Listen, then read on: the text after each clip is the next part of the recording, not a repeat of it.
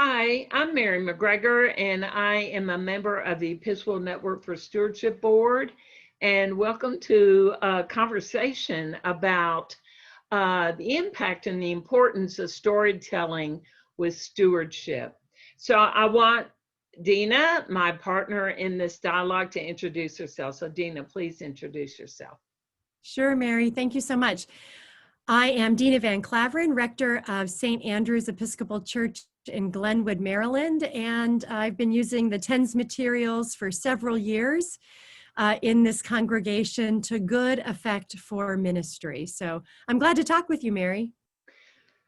We both know the incredible importance of storytelling when it comes to all things stewardship. And we know that in congregations, it is about trusting each other and being vulnerable with each other in terms of our willingness to share some deeply held personal stories around stewardship. So I just want to ask you, as a rector of a congregation you've been in now for a while, talk to me about the power of storytelling in your congregation, and maybe you'd like to give a couple of examples of how you have instituted storytelling in an annual campaign. Absolutely. Some of the best stories that I can share with the congregation are stories that a few members know about because they were on a ministry experience or they were participating in something.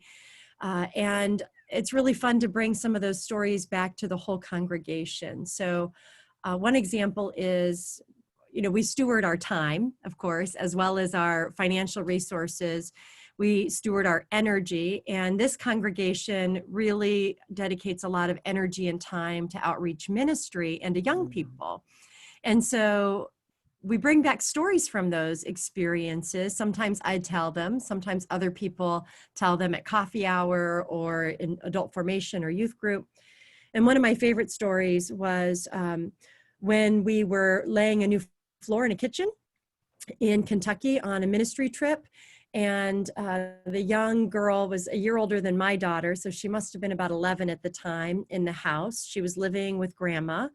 Her mom and dad were not in the picture anymore. And so we were helping this grandmother who was now taking care of some grandchildren have a nicer space and a better space to house those grandchildren. And we were putting in a kitchen floor and doing some plumbing because they'd had some water damage. And the last day of putting in that floor, when we got there on Friday, this young girl was so excited.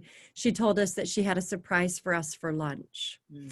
And what it was she'd saved a coupon she found in the newspaper, and she had ordered a 2-for-1 deal from Domino's. And she ordered pizza for our group. And let me tell you, you've been around enough church and youth events that pizza is a language that speaks across cultures. And she treated us to pizza from her birthday money. Wow. And when I think about the families that send their kids on this trip, some of them can write that check to send their kids $450. Some of them really save up to send their kids on this trip. And their generosity to one another in the congregation. And then we go and experience God's generosity from a Domino's pizza box, somebody's birthday money. I think of the widow's mite, really precious gifts that are given and really given freely. And one of the kids said to me, I don't think we should eat the pizza. There was some real discomfort in receiving the gift. And I said, you better eat that pizza.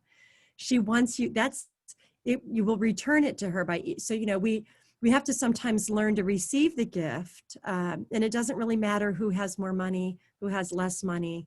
That kind of generosity and love really transcend cultural differences and economic differences. So that's a story that when it happened, I was moved to tears and had to kind of catch myself and act like this was normal. But later that night, there were some tears shed by all of us. And then it seemed really important to bring it back to the whole congregation, for the whole congregation that raised some funds for that trip to know what we learned there, by the grace of God. Well, on so many levels, it's such a powerful stewardship story because it's also about the stewardship of those young people giving of their lives for a period of time to go to a place far away to help people they didn't know.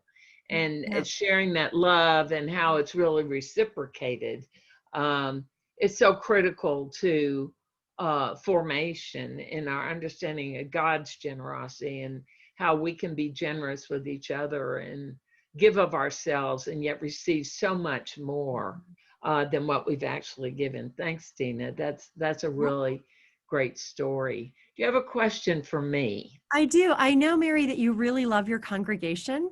So if if I had somebody in this congregation moving to Texas, to your neck of the woods, why should they go to your congregation? What do you love about it?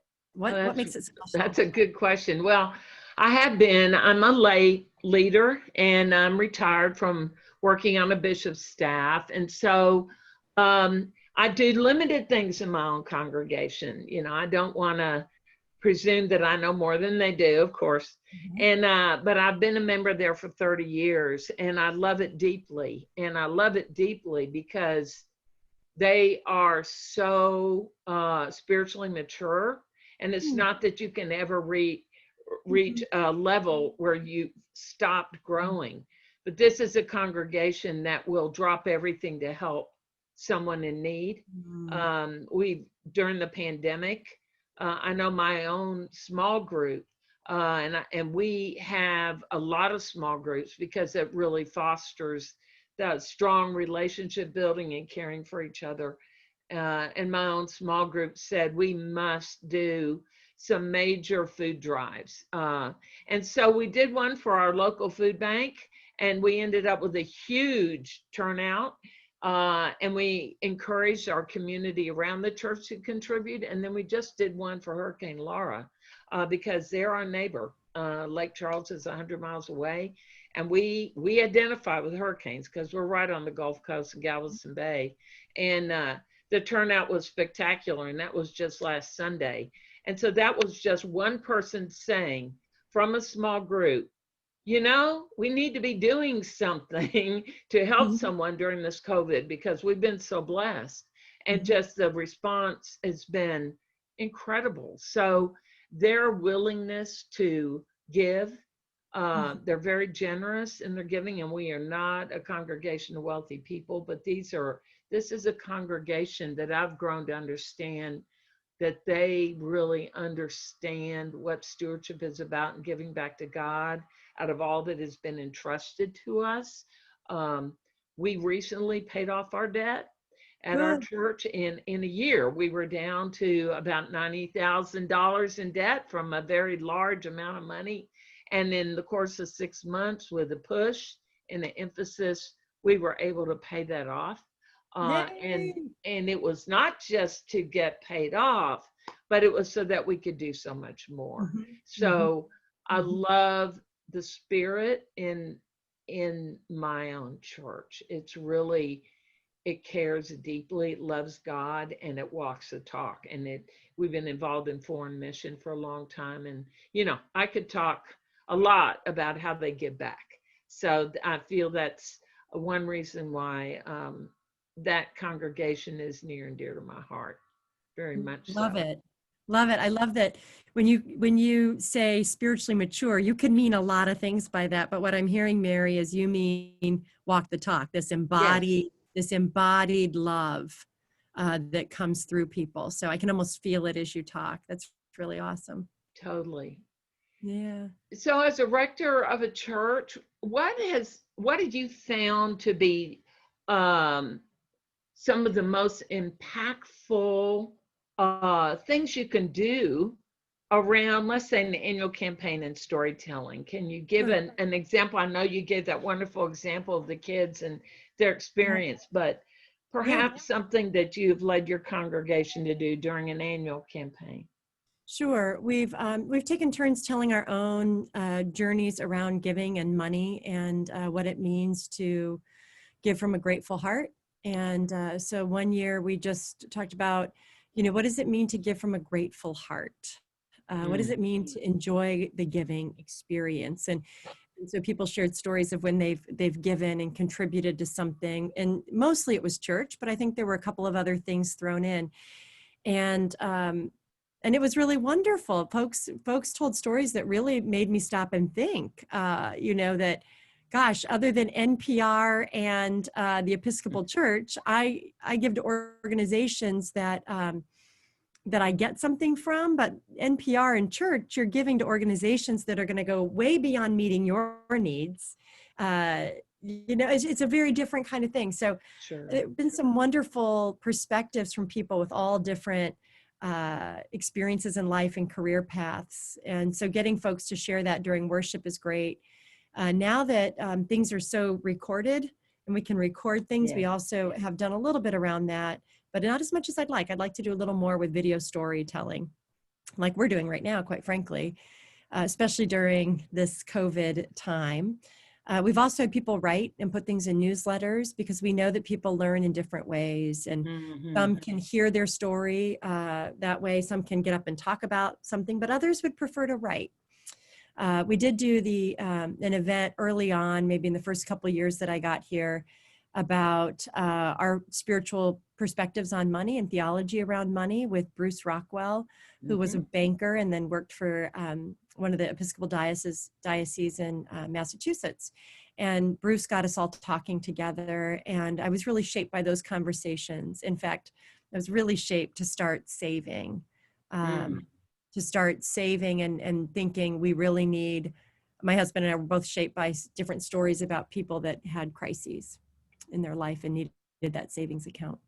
So it does sound like that you've done a variety of things and that you change things up in terms of the annual keep things fresh and creative.